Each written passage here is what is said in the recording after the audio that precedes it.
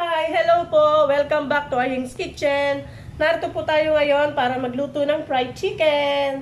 Ito po ang version ko ng fried chicken kasi hindi po ako maglalagay ng harina or something para lumutong yung balat niya. Natural lang po, wala po tayong ilalagay na harina. Ang atin lang pong ingredients ay garlic, patis, at saka kalamansi at paminta. Ang pinakang asin po natin sa manok ay patis. Ito po kasi para yung tunay na lasa ng manok, para mas masarap. Parang gano'n, yung dating timpla natin mga Pilipino. Walang mga style Jollibee, style McDo, style KFC, wala pong gano'n. Natural na pirito na lang tayo. Ito po, inugasan ko na po ang aking chicken ng suka para medyo matanggal po ang lansa. Medyo binabad ko na po ito sa suka. At ito po, hinugasan ko na. Ngayon, mamarinate na po natin siya. Umpisa na po natin para ma-marinate po natin siya ng mga ilang minuto bago natin siya iprito. Lagay po muna natin ng bawang. So, para masarap po nito. Ito po ay gustong-gusto ng mga anak ko. Pansin nyo po, marami po ako maglagay ng paminta. Kasi gusto ko po talaga sa mga luto, maraming paminta. Lagyan din po natin siya ng kalamansi. Ito pong lasang to, gusto ng mga anak ko eh. Lalo na pag nami-miss nila yung tunay na lasa ng manok, yung gusto nila ganun lang. Mas masarap po ito lalo pagka puro leeg lang.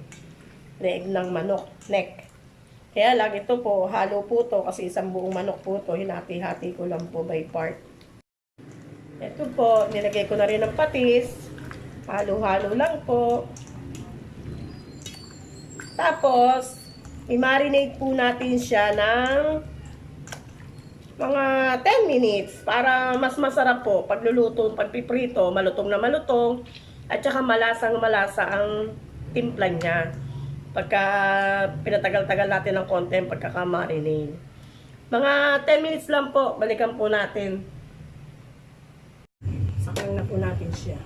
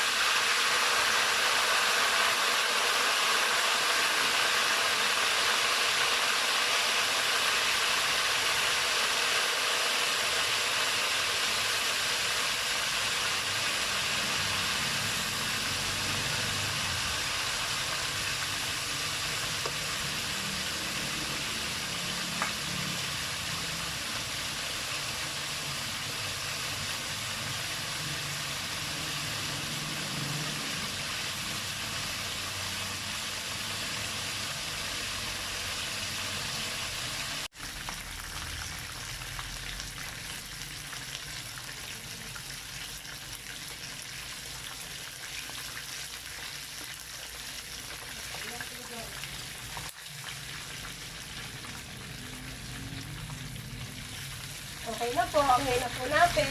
Ito na po, ang ating finished product. Oh, sarap naman, titigman ko po. Gusto ko medyo balat para lutong. Oh. Lutong ng balat niya. Gusto ko itong balat eh.